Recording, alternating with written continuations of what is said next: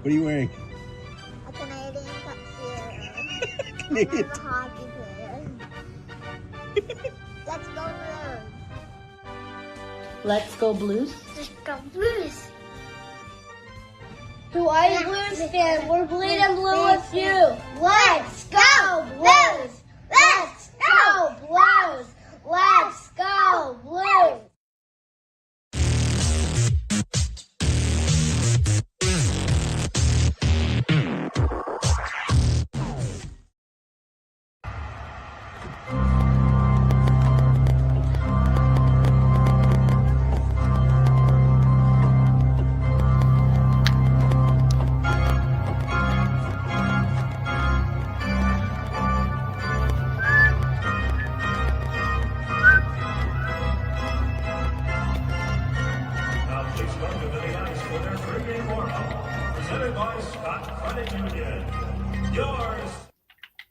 BlueNote Fan Report. Aloha, everyone. How are you doing? This is Guy, the White Blues fan, along with my co-host, Justin Eagle Eye Scott. Justin, are you watching the NFC Championship game? I am not currently. I heard some updates from my brother because he's rooting for the Rams, which he's a psychopath for that. But Yeah. I'm rooting for the Seahawks. I'm hoping the Seahawks win the whole thing. Yeah. But go yeah, ahead. no. Right. Go ahead. No, you're good. For me, it would speak volumes. I don't care who wins, as long as it's not the Rams. There's 4 teams. What is it? The Patriots won, so I'd even take the Patriots over the Rams, if I'm honest. Yeah, I mean, it's going to be a repeat Super Bowl, no matter what it is, because both the Patriots have played, and this is the Patriots' 11th Super Bowl. And I'm not a big fan, but holy cow, the Cowboys don't even touch that. I don't think, right? No, they don't. But it's impressive. Obviously going back to the most memorable days of the Patriots, it's the Tom Brady, all that. But like, it's impressive to see what kind of season that they've sprung, because it kind of hit me out of nowhere because I don't follow the Patriots like that. So when I saw that they were like really good this year, I was like, oh wow, they must be coming out of that rebuild situation that they were in for such a long time. Yeah, no, this has been a good game. Samantha says they got 20 inches of snow, 16 to 20 inches of snow, and still going. Wow. Yeah, I mean, I got it on right now. How you doing with Snowmageddon? I think we got about eight inches on here, I think. Okay. Well, we have a guest. We're supposed to have a guest today, named Joe Fresta. He is he's part of the Pasta House family. His grandfather started that. Joe is going to be on voice only, and I'm working on getting him. So if you give me a moment, I'm going to blank my mic for a second, and I'll let you talk. And I'm going to try and get Joe on. And if I get Joe on, I'll let you know. Okay. Okay. So you got the ball for a moment or so. All right. Well, I guess since we're kind of in a lull here, just waiting. Let's go over some of the Blues stuff. So the Blues played last night. They played against the LA Kings. They picked up a point. Thank God. I thought that they deserved a better fate in this game, just like the Dallas game that they played. It was an interesting game for two teams that have struggled scoring this year, LA and St. Louis. They both showed up and had some offense in this game. The thing that was really impressive for me in this game was the youngsters showing up and playing, really taking advantage of their opportunity to come into the lineup and really stand out amongst some of the mainstays that have been there for so long. Dvorsky had a fantastic game yesterday, absolutely great game. The guy that we've been harping on for the most part, Jordan Kyrou, probably his best game since coming back from injury. Okay. I didn't get to hear what you were talking about. I have our guest on the line. We're going to be bringing on Mr. Joe Fresta. He does something. I know he used to do a hockey radio show for an hour once a week. I know he does a food show now on one of the stations. He's kind of a blues insider, and he'll have a lot of questions to ask him. So let's see. Hey, Joe, this is Guy and Justin. Can you hear us, sir? I'm doing good.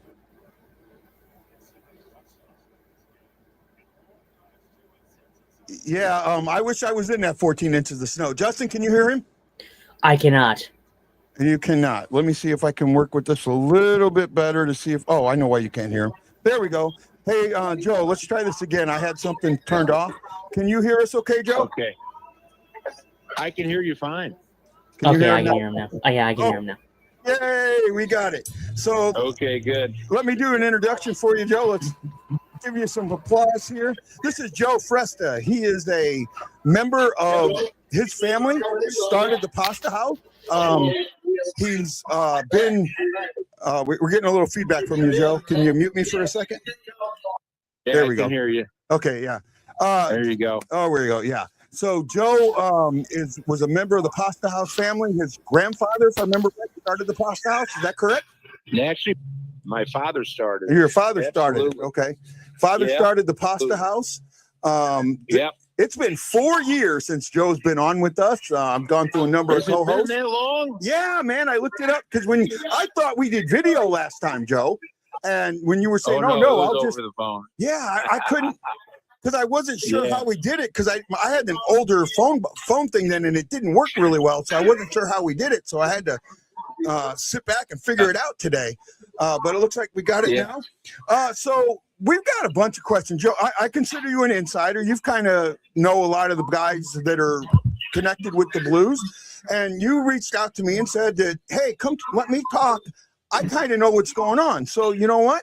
We're going to straight up. Why don't you tell us what you think's going on with the Blues right now? Well, obviously, they're a much better team, than they're going.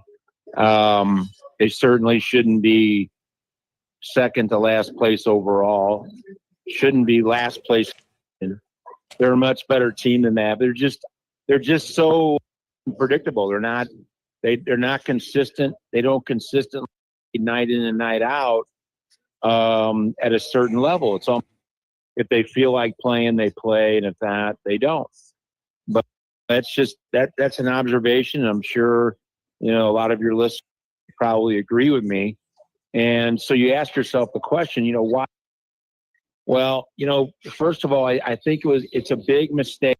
First of all, these guys make a lot of money now. Okay. Mm-hmm. And the second thing, you can't arm these young players with no trade clause. It's just a bad idea. It just gives them too much. And there's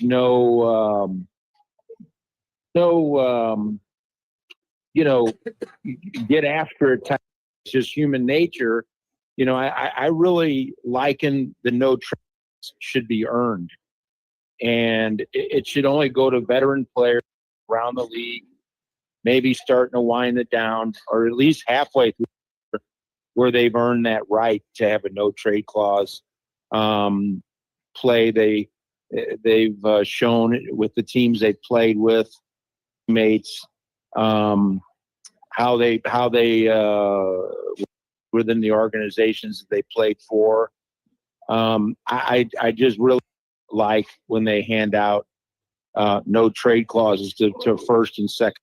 I just think it's a bad idea. I think that's has a lot to do with what's the team right now.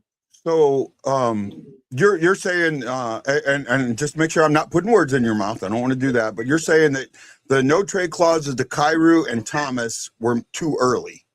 Is that kind of what? Oh, absolutely. Right. Absolutely. Yeah. Right.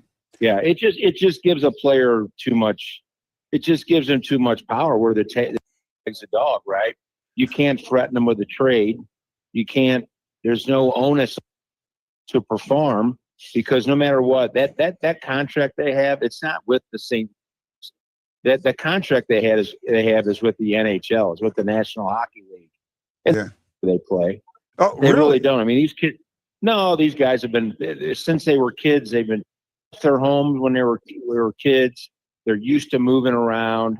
They never really put down where So it's just kind of a way of life for these guys. And especially, they may or may not be married, and have started a family yet. So they'll change cities at the drop of a hat. It doesn't bother them. They're still the same amount of money, and away they go. They're playing in the, that's always been the goal, and that's what they do, no matter who they play for. Well, I mean, I do understand where you're coming at. I do, and I've heard this before, that Armstrong gives out no trade clauses like candy at Halloween. However, I mean, I'm looking at most of these no trade clauses, and I can understand where you're at with the Kyrou and Thomas, but like the Bushnevich one, he's 30 years old. I don't have a problem with his, and he's got a no trade, full no trade for the next 4 years.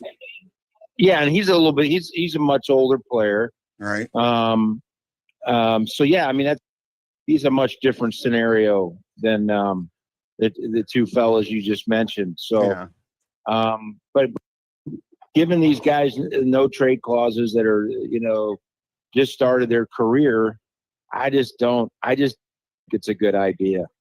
They just don't. The motivation's just not there. Yeah. They're not mature enough yet. They're still young men that are just playing a game. At the end of the day, they're just playing a game. So are you specifically pointing to one of these two players or to both players? And I'm just trying for both of them. For both of them, I think both of them.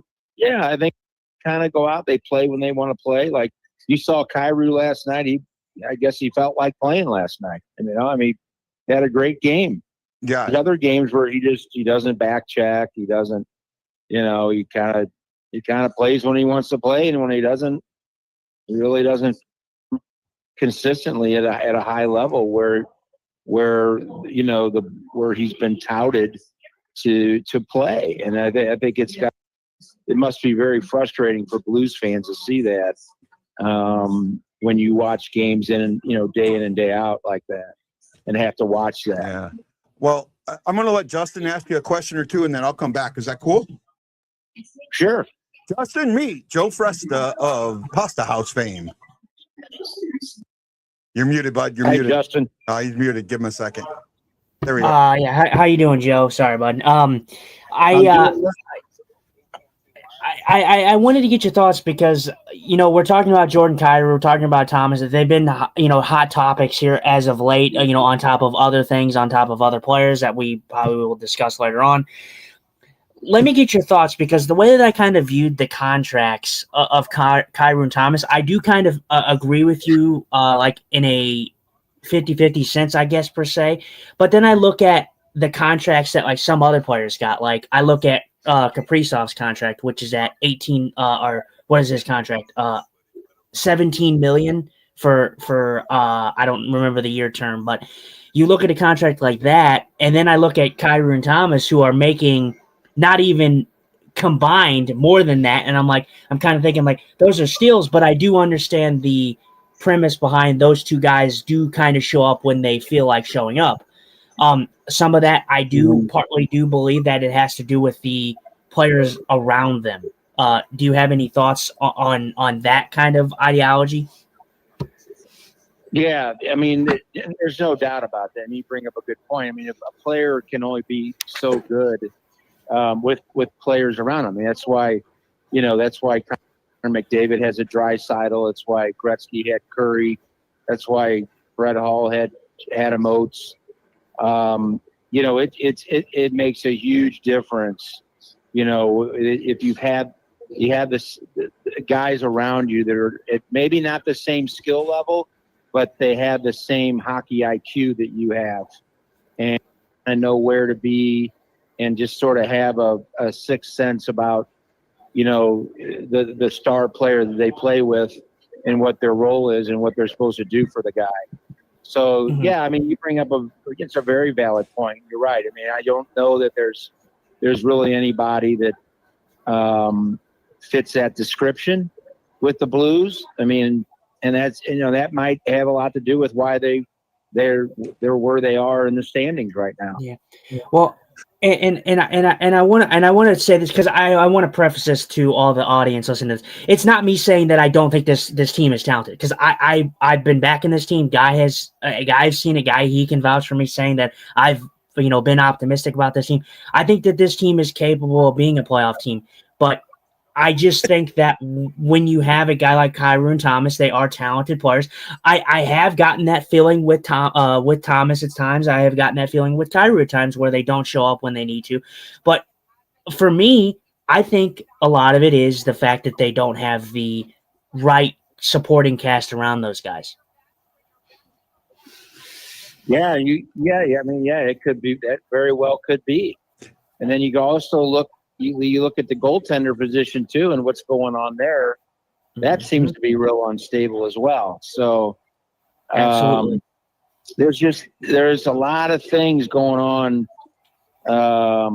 down there. I mean, because they've got a great coach in Jim Montgomery. The guy is he's a tremendous coach, and so it's definitely not him.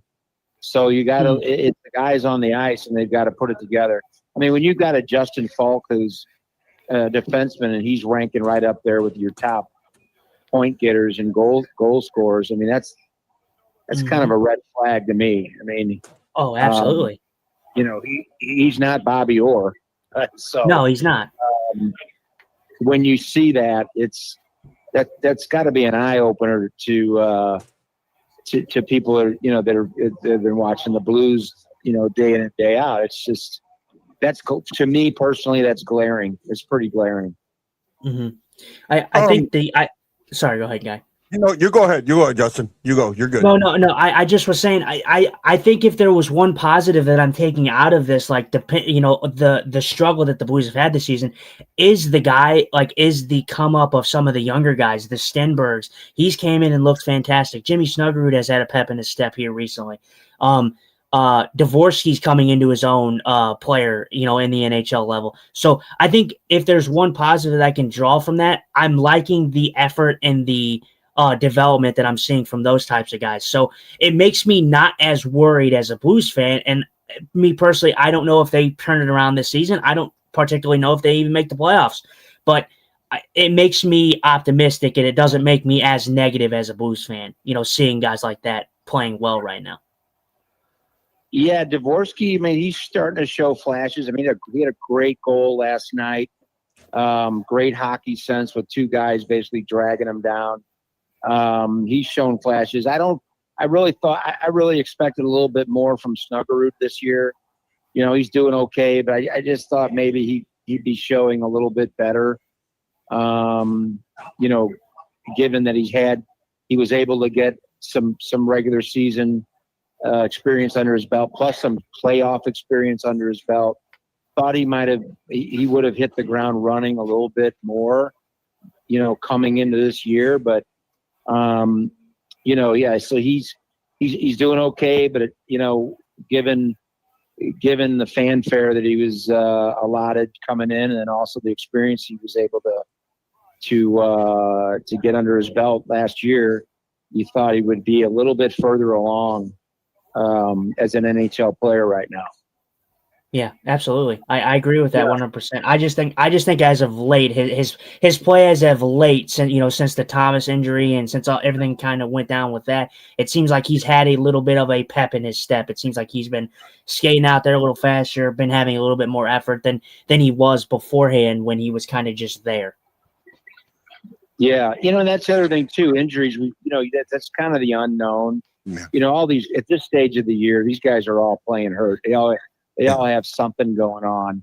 And they don't really talk about it. Obviously, it's just they keep it pretty hush hush. And so, yeah, I mean, the injury may be hampering a little bit, and just now finally feeling better and a little bit more comfortable out on the ice and able to do and not be afraid to do certain things during the course of a game, every shift, shift in and shift out. So could definitely have something to do with it.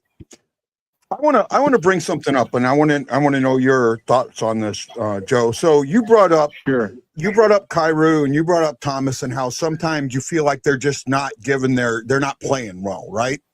Mhm. I have a theory, and it's a little bit of a long one, so you got to hear me out. You good with that, bud? Sure. Okay. So the last couple of years, and you go back to 2019, maybe even a little bit further to Yao, these guys have had almost all defensive coaches, defensive-minded coaches, defensive-minded coaches, defensive-minded coaches. They got lucky one year in there where they had Montgomery as an assistant coach who really worked on the offense.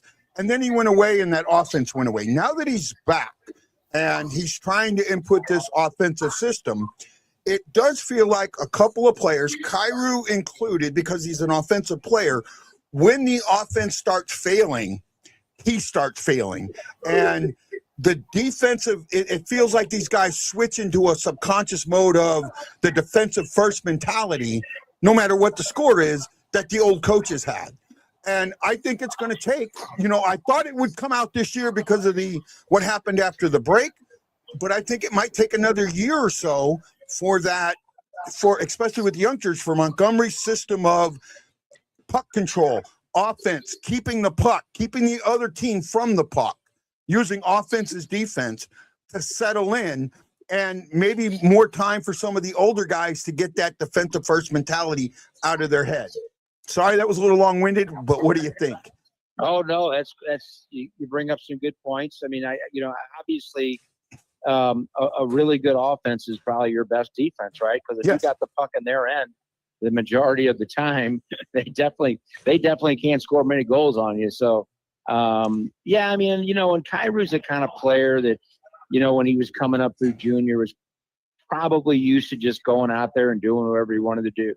Mm-hmm. And then when you come in the NHL, it's almost like the NFL, right? They've got all these systems and plays, and you need to be here in this situation. You need to be over here on this situation. So there's a lot of this situational type play when you get to the NHL level, and he's just not. He's just instinctively he's just not that kind of player. He's used to being a run and gun type of guy. Another guy that was like that was David Perron when he first came up with the Blues. Mm-hmm. They had a really hard time reining him in and to do what the coaches wanted him to do. He was going out there and just trying to freewheel around and maybe try to go around that one more player instead of moving the puck. You would see Kyrou do that a lot in his rookie season, and so. I just think it takes a while for some of these offensive minded guys that have a tremendous amount of speed, buy into these different systems of where you need to be here in this situation, or in the neutral zone you need to be here, or in the defensive zone you need to be back. You need to come back a little further. They're not used to that kind of thing, and it takes them a long time to know that, hey, I've got to be more of a team player. I just can't go out here and freewheel around and do what I want to do, even though it worked for him in leagues beneath the NHL. I think I in some ways think Kyrou gets a bad rap. And he gets a bad rap for a few different reasons. One of them, like what you talk about him not be, this year and last year has probably been his two best all-around defensive years, right? I mean, he's not. He this year he's getting a little bit of a hate for it. He has shown flashes. Yeah, and good plays coming back. But I think a lot of that, where you see, I think people wear Kyrou glasses when the game goes on. Because the games that he played bad, it feels like the whole team's played bad, but it gets put on his shoulders, right? And right, I do feel a lot of this comes from the Berube glasses everybody wore for so long, right? Mm-hmm. And I mean, I'm not a huge fan of Berube. I thought he was the right coach at the right time, But when this team started getting younger and much younger and starting to change into, they were more of an offensive minded team than a defensive minded team. When the bubble season, the season where they only played in the West, right? I put an article out. Was Berube the right coach for this team? Because it felt like his system wasn't going to work anymore because he didn't have those guys that made his system work. And you got to ask yourself, why did they let Pat Maroon go? Why did they, after that Stanley Cup win, why did they let all these guys go? Well, I don't know. It's really a strange, I don't know. You'd think they'd want to keep the band together at least one more year. Of course, it was the COVID year, and it wasn't it was a weird and wacky season, but still, you would have thought they'd want to keep that team together and give it another go to see if they could maybe string along, take another shot at getting another cup since that unit had been there and done it together. That previous season. Well, but I think that's all water under the bridge now. Yeah, and me and Justin have talked about this. We think that COVID has robbed the Blues of probably 2 cups, right? Absolutely. Probably robbed them of a lot of money too. Yeah, it robbed them of a cup. They didn't get to literally cash in on being a Stanley Cup champion. Yeah. The next year. Yeah. They just did. Because the games were not being played. Yeah. In the normal setting with fans and everything else, and so they were robbed of. It could have been another Stanley Cup, and definitely financially, right? They were robbed. And then you have taken advantage of a lot of marketing opportunities. Well, you also have the season where Bennington got hurt against Colorado, right? If Bennington stays in, I think everyone thinks that they beat Colorado if Bennington doesn't get hurt, right? Yeah, Oh, absolutely. I mean, he was on top of his game. Yeah, no doubt. So so kind of like the Kiprio steal years ago. Took out Grand Fuhrer. Yeah, absolutely. It had a huge feeling on that. Yeah. The next question I want to ask, and I'm hoping I'm not stealing a question from you, Justin. Do you think that there could be, because we've heard it in the past, and it feels like the way these things are going right now, that there might be a locker room issue that they're having a real hard time to take care of? Yeah, I believe there is. I mean, since you brought it up, I do think there is one. I think there was a locker room issue when Berube was coach, and had a lot to do with why they got rid of him, why they had to fire him. Yeah, and it harkens back to what I said earlier.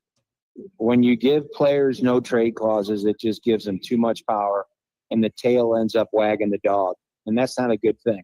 Right. So what's going on with what went on with Berube, maybe this could quite frankly be the same thing that's going on with Jim Montgomery. I don't know about that. I think it's different because Montgomery has a huge reputation of being a player's coach, right? And he does, but it's a fine line to be a player's coach. It is really difficult to do it and still get the respect of your players. It's really hard, really difficult. I asked him that. I had him on my Supper Club TV show on YouTube, and I asked him that question. I said, do you think you're a player's coach? Would you characterize? He just said, well, I don't know. He kind of danced around it a little bit. He goes, I know I've been labeled that. If that's what people want to call me, that's fine. Blah blah blah. But we did talk about that a little bit, and it's just I mean, since you bring it up, it's definitely something that should be talked about. I mean, especially in forums like this where you have the freedom to do so. Yeah. Because the other guys that are too close to the club and rely on the club for access and all that kind of thing, they're not going to talk about that stuff. You're not going to hear that from those guys. Yeah. Believe me and Justin talk about that. We try and walk that fine line too, Like, I don't want to go too far because Joe, that from when I started the show that I want to get that access. I've been trying to get that access. Kind of hard being 5,000 miles away, but I still want it. You really don't. You really don't want it. I'll be honest with you. You don't want it. Well, because now you're limited to what you can say. You really are. But I'd like to be able just being a freelance guy, and that's the problem with St. Louis with the sports market here. The Cardinals and the Blues have a stranglehold on the media here. I mean, you cannot. You have to. These guys are basically marketing mouthpieces for the clubs they cover in the media. I mean, they're just, the problem is we're a small market, right? We're not New York. Yeah. We're not Philadelphia. We're not Boston, where there's so much media covering these teams that it's virtually impossible to control them and control what the people say. There's all these guys out there and women now in media that have a platform and people listen to them, whether it's sports talk radio or a podcast that have zero affiliation with the teams and can pretty much say it the way it is, because they're not owned by anybody. I will tell you bring up a very valid point. I wish you were watching the show right now and you could see the smile on Justin's face. Justin's about ready to crawl through the screen and give you the biggest bear hug in the world. Yeah, consistently. So go ahead, Justin. You're open. I want to bring up something else too. Yeah, go ahead. That really bothers me that I've seen on social media is a lot of negativity towards Joe Vitale and Chris Kerber about how they announce the games and all that kind of thing. And what people don't understand is when your team's not doing well, there's not a whole lot of hockey you can talk about. Yeah. It's just the way it is because of what I just talked about. You can't, if a player's not playing well, you can't really talk about it. If a guy made a bad play, you really can't point it out and really, get on him about it. You just can't. So what you're left to talk about is where you went to dinner last night. You got to fill that airspace with something. Yeah. Because he can't berate the player. He can't berate the player, the team. Ask Jack Clark when he worked Fox Sports Midwest on the desk for the Cardinals. Yeah. He jumped down their throat one game after the game. He did the post game on the desk, and the next day he was gone. Yeah. It's just the way it is. That's how it is. And I think it's very unfair what fans have been saying about Joe Vitale and Chris Kerber. Chris Kerber is an excellent play-by-play guy. And Joe Vitale is a young guy, just gets out of the league. So he knows the game. He knows the modern game. He knows the players because he's played either with them or against them. And, he's just doing what he can within the parameters of what he's allowed to do. Exactly. So if the Blues were winning games and if they were winning games and scoring goals and first place in their division, they'd have all kinds of stuff to talk about related to hockey. And that's just the truth of it. Well, and Joe, I want to say this is a good point that you bring up because I have seen the criticism from the critics of Curbs and Joey, and I just don't understand it. I don't know how you listen to those guys. They didn't have any issue with those guys when they were just doing the radio, but now when they're doing the simulcast where they're live on television now, they all of a sudden have a problem with what they're talking about. Now that they're doing the simulcast, Kelly being fired or let go and all that too, that plays into it too. Mm-hmm. The whole Kelly, and people are going to complain just to complain. That's generally how it's been. But the funny thing though is like I said, these guys did this on the radio. And the thing with the radio is they could have kind of went out there and done and said whatever they did. And, there was a few times I would listen to Curbs and Joe. Curbs is a very straightforward, direct individual. When he's on, when he's doing this year as well. Like in the last game, we had an incident where Byfield He goes down for a embellishment, and it should have been called for an embellishment. It wasn't called, and Curbs literally had to stop himself in his tracks to hand the call over to Joey because he knew he was going to say something that he regrets. So I get being, human, and the reason I was smiling and Guy was mentioning that was because I'm a pretty straightforward. I know we're media, but I want to present myself as professional as I can be. But there's times that as media, you have to talk about the problems, because if you don't talk about them, you're showing everybody that it is okay for the product that you've been putting on the ice.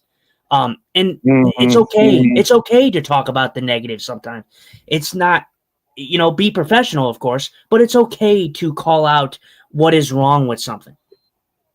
Or when a player makes a bad play or turns over the puck. Exactly. You owe it to you're the media. You owe it to the fans to be open and honest about exactly what is transpired on the field or the ice or the court, whatever the sport may be. There shouldn't be these parameters by which you have to operate because of the team you broadcast for. I'm going to interject in here a little bit. I think you guys have hit on a couple of different things. First of all, the days of Jack Buck, Dan Kelly, who was the guy, Vince Scully, the Giants that could get away with that are gone. That is true. Those days are gone. I think that John Kelly could get away with it, but he didn't do it. There is one media member, one of the beat writers, and I'm not going to say who because I don't want to call anybody out, on their Twitter consistently is too negative in my eyes. It's like every time the Blues give up a goal, it's because a Blue made a mistake, not because the other team did something good. So there's a fine line on both ends of that. And you bring up that a good point right there. I mean, people need to really hold back on their emotional connection with a particular team. I mean, you need to appreciate the game as a whole. I mean, there's a lot of really good hockey players in the NHL, and you need to, I remember Dan Kelly when he would do a call on a goal, he would get just as excited when the opposing team scored as he did when the Blues scored. Yeah, because he appreciated the play of both teams and players on both teams, and you don't get that anymore. It's too sort of controlled, and I think they're doing the fans a disservice when they do that, because the fans, people, hockey's been here for over 50 years now. Yeah, and people, a lot of people in this town have played hockey themselves, or just been watching the game enough to know enough that they saw what just happened there, and they know why that. But you'll the announcers will just sort of graze over it. They won't mention it, and that I would imagine that's got to drive people crazy when they do that. So that is one of the reputations that St. Louis has for having it, especially in baseball, and I think it carries over into hockey. The most knowledgeable fans in sports. now it's in hockey too. Yeah, right. And so I do see some of that. But at the same time, there's also another phenomenon that's happened here that I want to talk about, and it's the Cup fans. We're far enough along from the Cup that we have a lot of fans that came in during the Cup, and that's all they know, and that's what they expect. That's how you win a Cup. Right. And those fans are the ones right now, unfortunately. You would think that they would kind of fall away, but they haven't. They're starting to become diehard fans, but they're becoming diehard Cup fans. So that's all they want. They don't understand the ins and outs and the rigors of the game. Does that make a little bit of sense? Well, you see what's going on with the Cardinals. Look at they're used to winning World Series around here. Yeah. And I'd say they're the furthest thing from that path right now with the Cardinals, and people are just like, once you get once they get a taste of that championship stuff, they expect it. They once they that was the one thing when the Blues won that Stanley Cup, that first one. You saw when they had that parade on Market Street, and then that whole deal underneath the arch. You really saw that St. Louis is a major hockey town. Yeah, a million people showed up for that. When hockey always took a backseat to the baseball Cardinals, even the football Cardinals, and then the St. Louis and the Rams when they were here. Yeah. A distant backseat on KMOX radio, everything. And I always said that it's really a shame that they don't get equal billing, because there are just as many hockey fans in St. Louis as there are baseball fans. You got to remember, the baseball fans they call on a thing called Cardinal Nation, which is largely made up of all these surrounding states. When you go to a Cardinal game down there, especially on the weekend, there's nobody there from St. Louis. People are all from out of town. Yeah, they're not. Well, but when you go to a Blues game, everybody's from St. Louis. Yeah. That's the KMOX. When you go to a baseball game, it's all out of town. Right. That's right. That's an old KMOX. All right. 2,000 hot watts, whatever they call it. Back in the day. Yeah, the 10,000. They created Cardinal Nation because 10,000 hot watts. Yeah, you could hear them all the way to the Rocky Mountains, so all the way to Denver, and you could hear them as far east as Nashville. Right. So absolutely. I was in Memphis, and I saw more Cardinal caps when I was in Memphis, and this was in 95, 94. And they have a minor team. They have a AAA team. Yeah, they had So you saw a lot of the Cardinal caps because that KMOX went all the way around. Yeah. Yep. So anyway, I'm glad we touched on that whole media piece, and that's I just wish it would just go away, and the media can be media and really be more loyal to the fans and owe it to the fans what really goes on and off the ice too, off the field of play. So, I'm with you. I'm with you on that. Justin, you got some more questions, bud? I know I'm been bogarting all the time. Sorry about that. I can probably no. You gotta get going. Say again, Joe. I can probably take one more, and then I've got to take off. Okay, Justin, you want to take the last one? Do you have a better question? Because I kind of wanted to get his thoughts, because we talked about Kyrie, we talked about Thomas, we talked about the media. I kind of wanted to get his thoughts on the goalie situation. We saw a couple weeks ago, Jordan Bennington gets pulled. I don't remember what game that was I don't remember what game it was, but he gets pulled. He goes to the bench. He has a few words with Montgomery. They kind of go into the presser and say, "Oh, well, he just said I loved you," and I said I loved you back. So obviously, we know that's not what was said. The demeanor of Jordan Bennington, for me, at least, I've been on this ideology that it feels like Jordan Bennington just doesn't want to be here anymore. I don't know if that is the same for you. I know I've been kind of putting this in Guy's head for a little bit now. It just feels like a guy that just doesn't want to be here anymore. So I wanted to know your thoughts on that whole situation. Yeah, it's certainly possible. I mean, he's a as we know, he's a very fiery, competitive guy, and boys will be boys. It may or may not have been a big deal. Who knows? I thought it was weird that Hofer went and hit down the gangway when he was supposed to go into the game that one game. That was kind of weird. Yeah. But I mean, I would trade Bennington. I would because I think they could get a boatload for him, for one thing.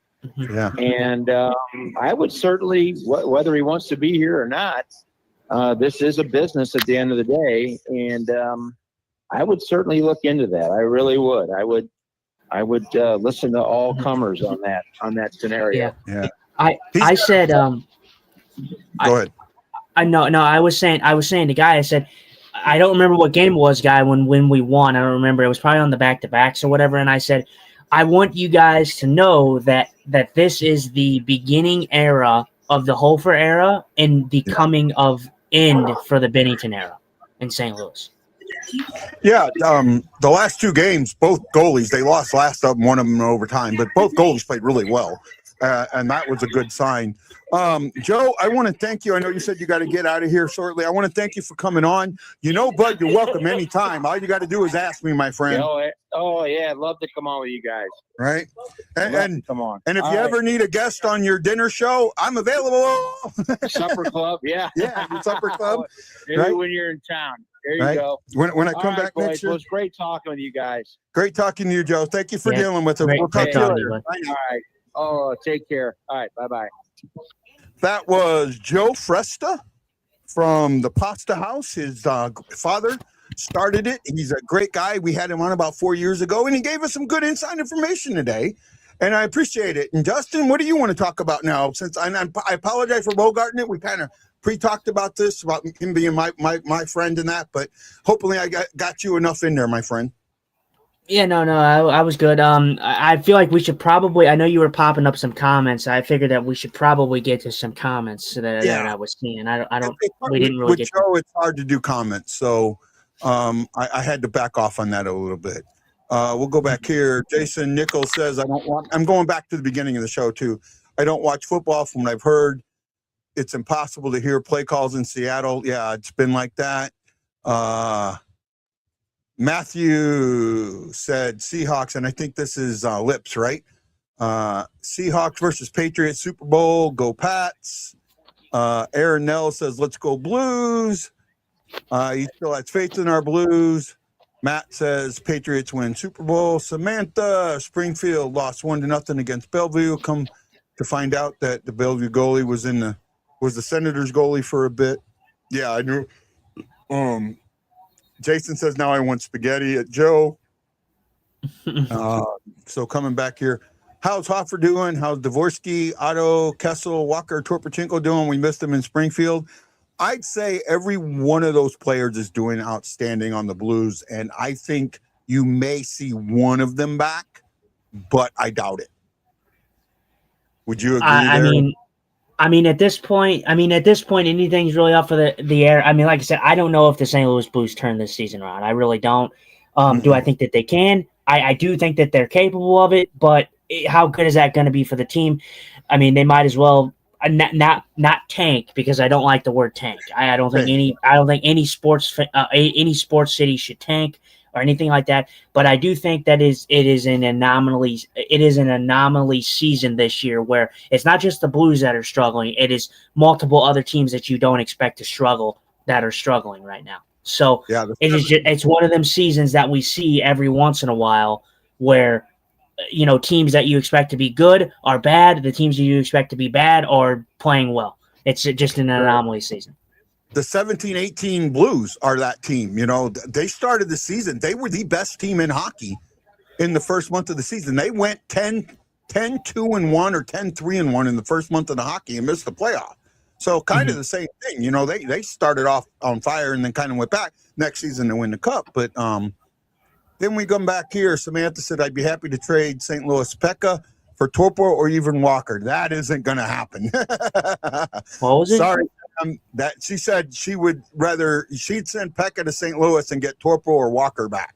Sam, that's not going to happen. Yeah, that's not going to happen. Those guys, Walker and Torpchenko, are not going to ever go back down to Springfield. They're fourth liners. They're fourth liners, and they're gonna stay that way. Unless something crazy dramatic happens. But I don't see that happening. They would probably move on from the St. Louis Blues before they go back down to Springfield. Yeah.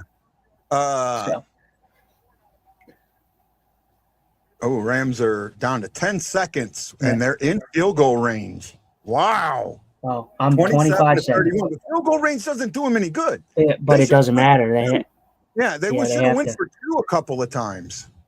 Yeah, they have to. They have to make sure.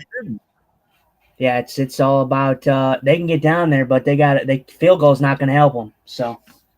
Yeah. But yeah, no.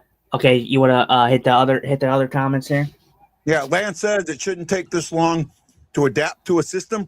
I think the problem is, Lance, if you look at some of the guys that have had the most difficulty and this is in my eyes, right?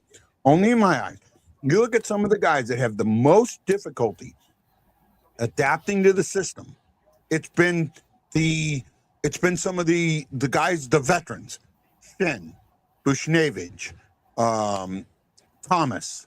You know, I think that the Pareko, Letty, or not Letty, Letty, right? Yeah, we still have Letty, right? No, we don't have Letty. You mean Fowler? No, Fowler. Not Fowler so much. Who's the other one we got? We have Falk. We have Falk, right? Falk, right? You look at these guys that have been there for a while that have this defensive system drilled in their head. I think subconsciously it gets shifted back into. So that's what I was talking about there.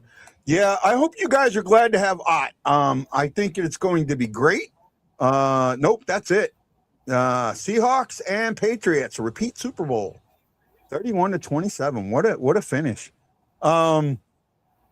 He said good show. Lance said good show. Let's see here. He said we were making some good points. Thank you. Talking about the locker room. Ryan Green saying, hey, ladies and gentlemen. Scary said the Chicago game. And Jason McMillan says, our negative 52 goal differential tells you that there's problems. And yeah, we kind of agree with all of you. Now, guys, it is your turn for comments. Let's hear from you. We're going to open this show to you. We're opening this show to our fans. We have 8 people watching us. We got 10 likes so far. And who do we get the likes from? We got the likes from Tad Dieterman, John, Jeffrey, Jason McMillan, Lance, Scott, Kevin, Mary, Samantha Robinson, Aaron Nels, Bill Bacon, and Jason Nichols, along with the Guido. Thank you. Absolutely. But congratulations to the Seahawks. I was pulling for you guys. Congratulations. Should be an interesting Super Bowl. Not all surprising. I think these two teams. I think that they were. I don't know where the Patriots finished. I know the Seahawks were first because they had a bye. I think the Patriots were. I think finished. They might have. Okay. Yeah. So very rarely do you ever see this type of situation. I feel like you're seeing two of the best teams finish the year. Heading to the Super Bowl. So we'll see what happens. I know that it's going to be probably a split crowd as usual. I don't know. I'm probably pulling for the Seahawks just to get a little bit of that revenge from their last Patriots loss. So hopefully, hopefully it's a good one. All I can hope for is it's a good Super Bowl. I'm pulling for the Seahawks too. Jason said, we're terrible on defense if you're calling this a defensive system. I'm not calling it a defensive system. I'm saying that the defensive mindset falls in at the wrong time is what I'm saying. And I don't think we're as bad on defense. Yeah, the negative 52 makes it look like we're bad on defense. I don't think we're as bad on defense. I think that there's I think we're just bad all around.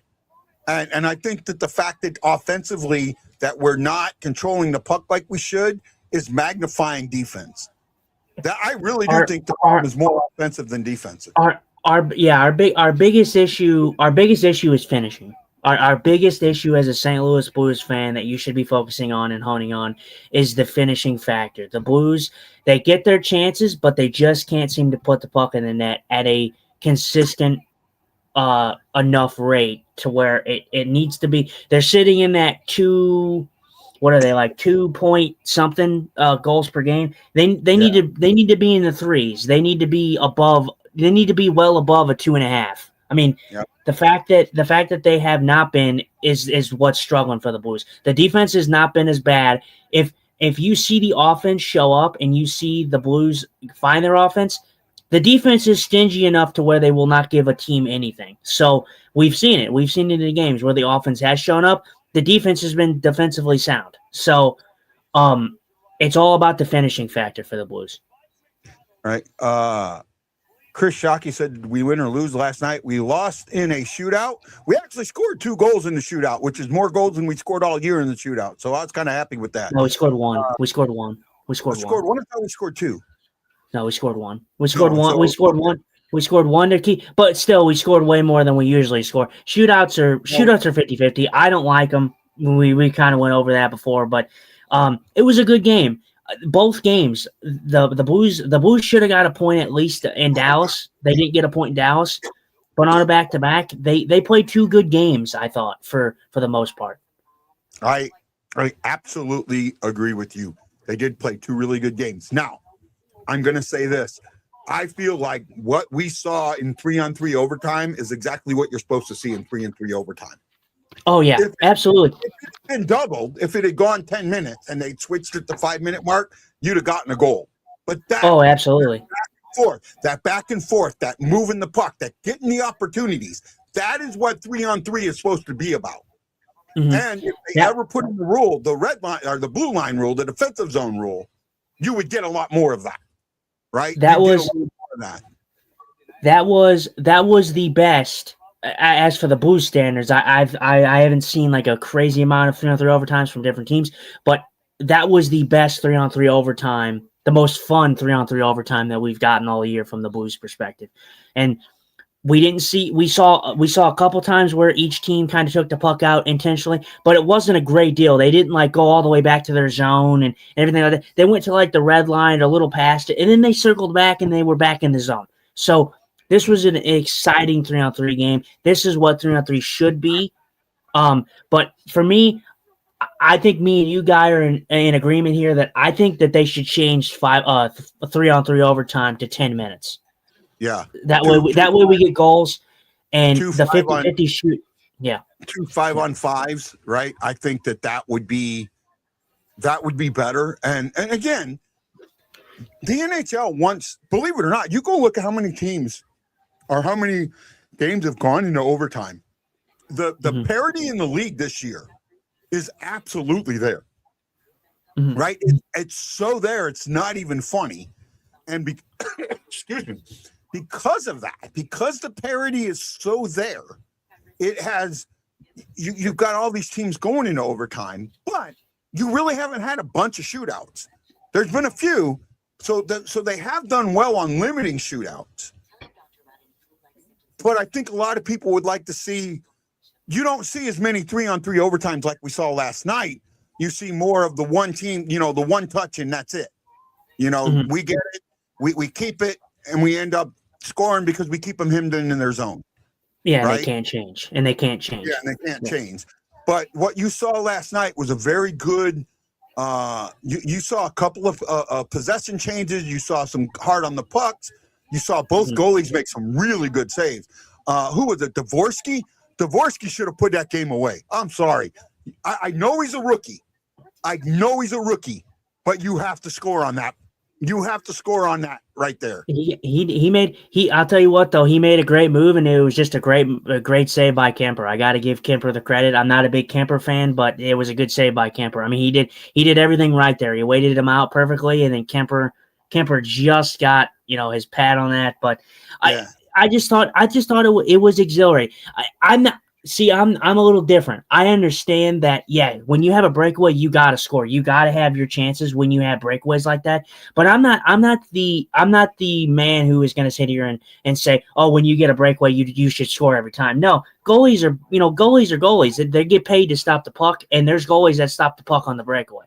That's what they're paid for. So you're not going to score in every single breakaway that you get. So Dvorsky made the right move. He didn't miss the net. He just got stopped by a better goaltender.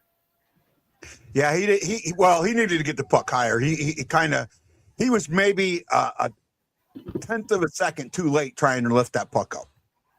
Yeah, but again, situation. I get it. It's just in that situation, game on the line, overtime. You got to score there, right? Yeah. I mean, I understand what you're saying. I get what you're saying.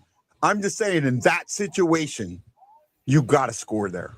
Mm-hmm. Well, and as for the shootouts, I know there's a big fan base for the shootout, and I know a lot of people like it. I've been over the shootout for a long time now. It's just I'm not sitting here and saying that the LA Kings didn't deserve to win or the Blues deserved to win or anything like that. But the Blues played a good game. I hate that games like that have to end with a shootout, a 50-50 shootout. I mean, it is a one-on-one with the goalie, and I understand it. I understand the appreciation for it. I understand the love for it. my hate for the shootout goes back to the games where you see teams that have been heavily outplayed in the game, and they'll go into a shootout, and those teams that have been outplayed the whole time, they get the same equal advantage as the team who's been outplaying them the whole game in a 1v1 shootout, so it's a 50-50 chance. So that I've just never liked. There's a small way to change the shootout that make it a little bit better, right? And and this is just throwing an idea, and it just like popped into my head, light bulb. Ding! What if because you noticed it with Kairu, what if during the shootout, they could go behind the net, and as long as the puck stayed in the zone, as long as they kept the puck in the zone, they could keep, as long as the puck was on their stick and in the zone, they could keep the puck. They could keep the puck. Now you have to go. The rule is, you have to enter the house. You have to enter the house. So the house is the area that goes out to the circles, comes up to the top of the circle, and comes back, kind of like that. You know what I'm doing with the house? Yeah. So you have to enter in the house on the initial break. So you can't like start and go circling, right? You've got to make an attempt. But if the goalie doesn't touch the puck and you keep it on your stick, you still got it. You don't just all of a sudden lose the puck. As long as it stays on your stick and the goalie does not touch it, you keep it on your stick and you're able to shoot again. You're able to shoot. Now, once you shoot, that's it. Yeah. I'll be honest. I'll be honest. I'm not going to lie to you. I'm not going to sugarcoat it. If I was to choose that, or if I was to choose just have the have overtime go to 5 and 5, I would rather choose the 5. But 5 it's not going to give you a goal every time. You're still going to end up with the shootout. Well, yeah, but I feel like very rarely you would see a shootout. But the thing, for me, I don't like the rule that like, oh yeah, even though you have to play inside the house, I just don't like the rule that like you can just go, around the net and just, fiddle F around with it. And then just wait until you want to shoot the puck. I mean, I don't like that. I mean, yeah, you can put a timer on it, but I just don't know how I would like that. I feel like it's still, shootouts are still 50-50. I mean, they're, yeah, that's just how I view it. Just an idea thrown out there, man. Just an idea thrown out there. Blues have not had a great week. Well, I mean, they played well, didn't have great results, right? 2 games this week, or 3 games this week. They had the game Tuesday against the Jets. Say again? The Jets. LA. Our Jets. The Jets was not a good game. Then they played against LA. Well, actually, I will say the Jets was a good game. They did play a good game. They played a good game. They lost. So all 3 of these games that they played this week were good games, and they lost. Hold on. I thought they only played. I'm missing something. So let me hold up. Let me pull my schedule up. I'm getting there, guys. I'm trying. I make mistakes, but I'm trying. Dun, dun, dun, dun, dun, dun, dun, dun. Okay. So here we go.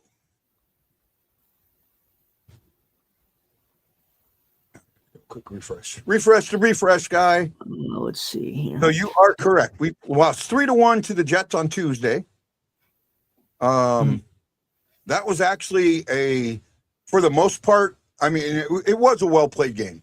They scored 2 goals on the 4-minute power play. On the power play. The Blues scored a goal on the power play. The Jets ended up getting an empty netter. 5-on-5. We talked about this before. You felt they played really good and were the better team 5-on-5. I thought it was even. Not going to get an argument. What the Winnipeg game? Yeah. Oh, it's not even for me. It wasn't even a discussion. I mean, the radio crews were talking about it. The broadcasters were talking about it. The Blues were the better team 5-on-5. They just couldn't score, and that's been the issue with the Blues. They have not been able to score. If they score, that game is a completely different game. Then we go into Friday, the beginning of Snowmageddon, and they held the tie game until the last minute when Dallas is able to. Dallas that was a bounce that didn't go the Blues' way. There were 3 Blues that got sticks on that puck, and Robinson was able to keep it and pop it in the back of the net. to steal a point from the Blues that they really did earn. I think you'd agree with that they earned that point that they didn't get. Yeah, they definitely deserve to get at least a point. I wouldn't say that they deserve to win. Let me ask you, because I'm kind of curious. I know we're going over. Do you think they played a better game against Dallas than they did against Winnipeg? Yeah. Okay. Yeah. I think that's where we functionally just disagree. Just because I feel like you have that mindset because they didn't score. If they scored it, I feel like you would have had a different mindset. No. My mindset on the Jets game was, like you said, it became a special teams game. But when it was 5-on-5, it just felt like you said, they didn't finish when they needed to finish. Yet in the Dallas game, they did finish when they needed to finish.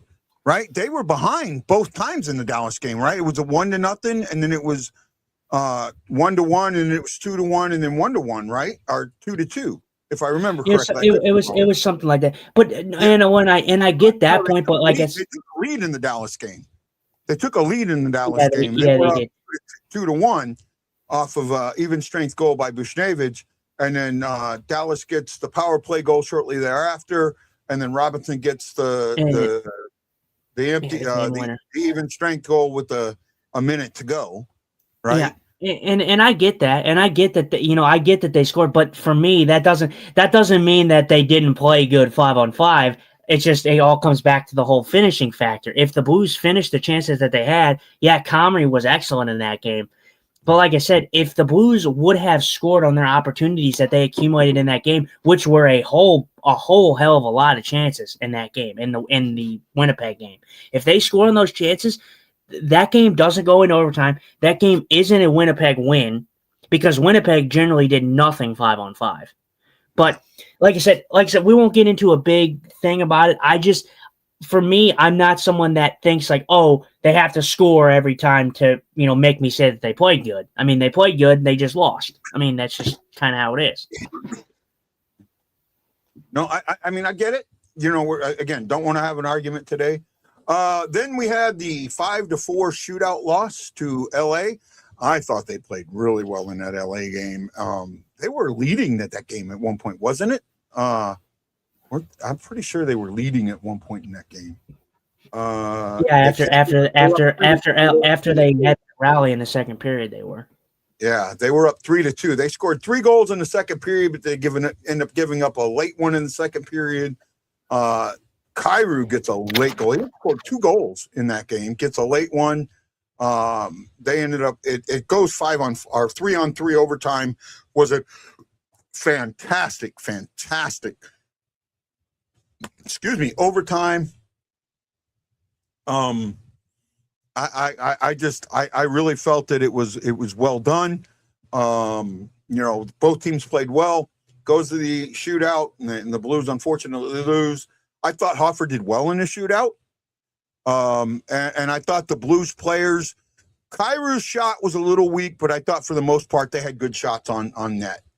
And that's just me being honest there. This week, you got anything else to say on that? Or are we good? No. You're good. For me, I was a little indifferent. I actually thought that their shootout was not as good. I thought the shots, the first 2 shooters, Kyrou and who was the other shooter? What it was Dvorsky scored. Dvorsky scored the third one. Kyrou and Snuggerud, was it? Yeah, Snuggerud. I think. No, yes, Snuggerud took the last one. It might have been Neighbors. Oh, Neighbors, yeah, Neighbors and Kyrou. They went too close on Kemper. I'm sorry, like I said, I'm not a big Kemper guy. It is Darcy Kemper. They need to shoot the puck, and what they did is both of them came in way too close. They came in way too close on Darcy Kemper. All you needed to do is shoot. So I didn't like those 2 attempts, but they ended up having an opportunity to win that after Dvorsky tied it up. But it was a good game. It was definitely a good game for both teams. I thought it was an exciting game. Yeah. So next week we have 3 games on tap. We will probably do 2 of them, if not all 3. I don't know yet. The Stars will be in. This is It's all at home. So they're all at 7 o'clock Central Standard Time, 3 o'clock Hawaii Standard Time, 2:30 would be our show, Hawaii Standard Time, 6:30 St. Louis Standard Time. Dallas will be there, Florida will be there, and Columbus will be there. I think 2 of those 3 are very winnable, even though 2 of them are very tough opponents. Justin, you're muted, bud. I kind of cut out there, so I didn't hear what you said. I know you were going over the games. I know Tuesday we play Dallas. I don't know the other ones. Florida and Columbus. And Yeah, so I said 2 of the 3. 2 out of the 3 are very winnable games. Are winnable games, not very, but winnable games. I think that Dallas is winnable. I think Florida could be winnable, but I'd be okay. I'm okay with a loss on that one if it happens. And I think you have to beat Columbus. I think you have to beat. Now they're having a better season, but I still feel you have to beat them. Yeah, you have to beat Columbus. The Columbus is the weaker team of the 3 there, but you can realistically beat all the 3 of the teams, and you're gonna need. I mean, you're gonna have to start stringing together some wins if you're gonna have any inkling or any chance of turning around this season and making it to the playoffs. If that's what you guys want to happen, you're gonna have to start stringing together wins. Yeah, no, I'm with you, bud. I'm absolutely with you. Do we have any comments here that we haven't went over? No, the only comment we had was Jason said if the NHL wants more offense, all they have to do is take the goalie pads back to the 80s.